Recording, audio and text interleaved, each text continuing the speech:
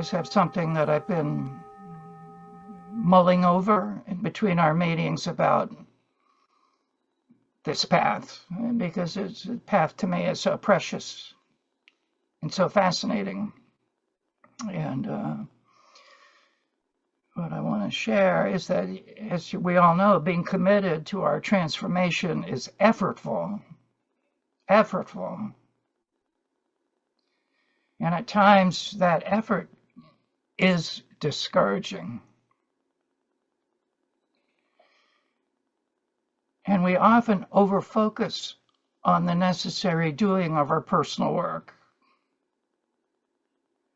and forget that there's also a direct route alongside winding our way up in spirals up the mountain. And that direct route is presence. Direct experience of being. Now, we think this is something we have to find, and it takes a long, sustained effort. It takes an instant, a moment of stillness for ultimate reality to land, and for some precious eternal moments dissolve all our doubt and fear.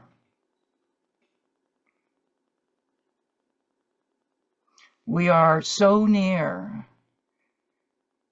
at the same time we feel so far.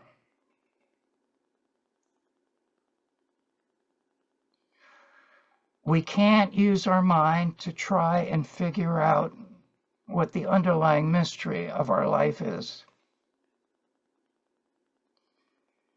It arrives in a direct experience by way of our intuition. Intuition is a word the guide uses often. I did a search of the lectures and found it mentioned 209 times.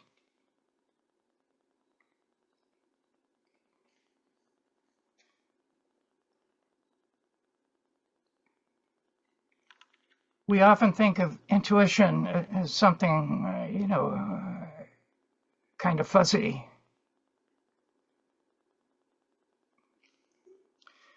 These days we hear a lot about artificial intelligence. It's a big buzzword. And it's starting to affect us in many ways, some good. When I get a CT scan, artificial intelligence finds more in it that's helpful than the radiologists can on their own. Many of the ways, though, are not so good. Right? It's hard to know what's real and what's not.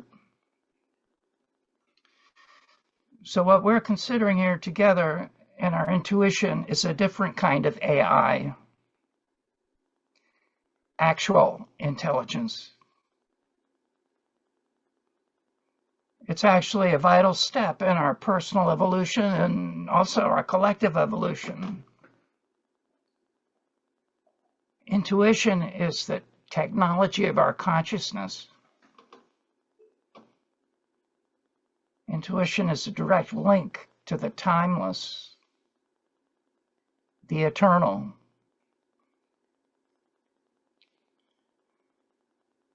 Intuition can change the way we understand ourselves and our moment-to-moment experience of life.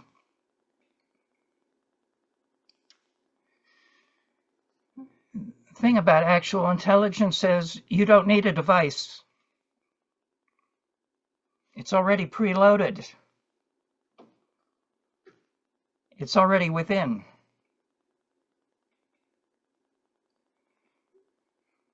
So these days, when we can't trust what we read, see, hear, we're called to turn to something deeper than all the shouting and finger pointing and blame. labeling, picking of sides that's going on all around us. This aspect of our consciousness has the answer to our questions, worries, concerns, and confusion. This part of us knows what is in our highest good and how to align with the cosmic intelligence in the most inspiring, healing, and effortless way.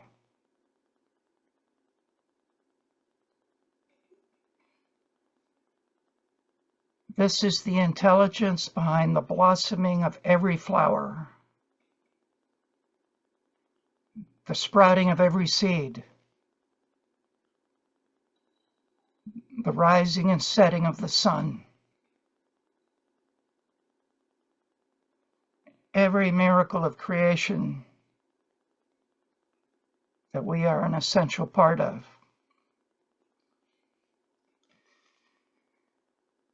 The guide makes it clear that each of us has within ourselves this intuitive ability to discover the balance that holds everything in our life together.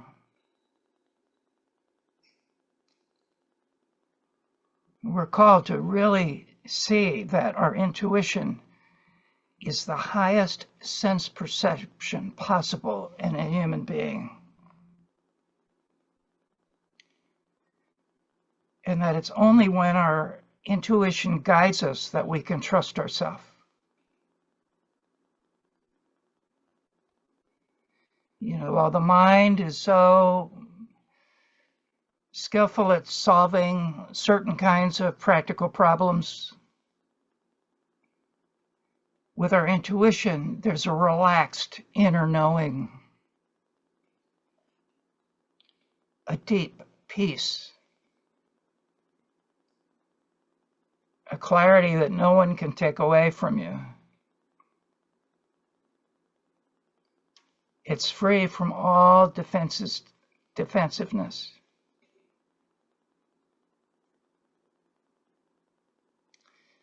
Our intuition knows when to be in our mobility and when to be in our receptivity.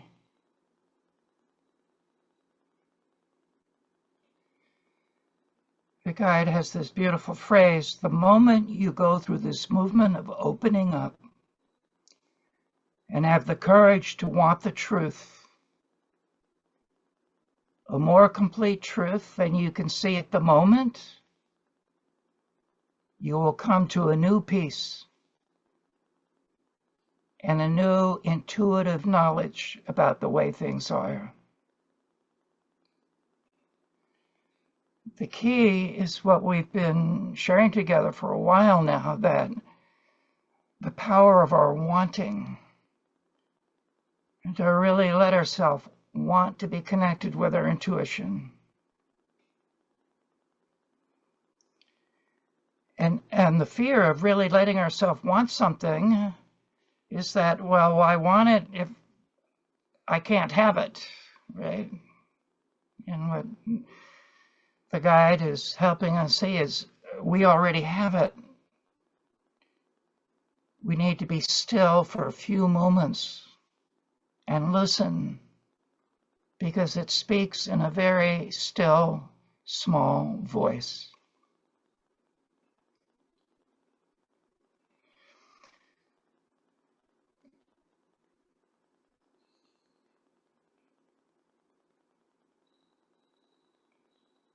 I just want to take a few moments and pause and just let the presence of each of our intuition within us, and also the intuition here in our group consciousness, touch each other and see what wants to move here together. Right?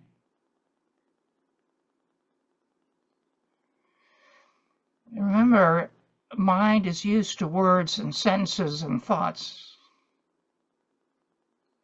And while our intuition will use those at times, very often it's just a deeper sense. And it starts with that feeling that we're connected with something that has our back, that is holding us in the palm of its hand, that is wise and caring and loving.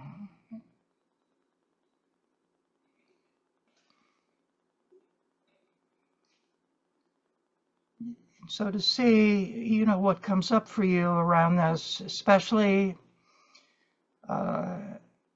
any skepticism or doubt or feeling like, oh, I haven't been able to connect with that. You notice when we say that, there's an implied conclusion that means I'm not going to be able to. And remember, in this work, we realize that no matter where we were a moment ago, this moment is brand new, with unlimited possibility.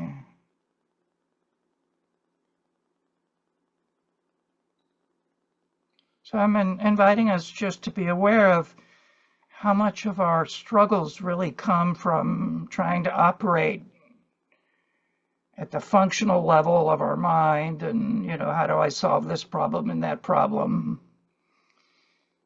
which can be useful, but it's insufficient.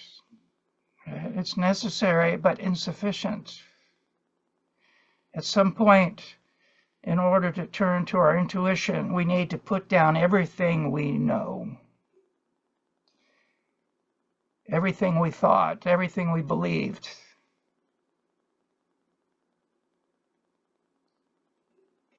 Wisdom does not come from intelligence. It comes from our intuition. It comes from listening.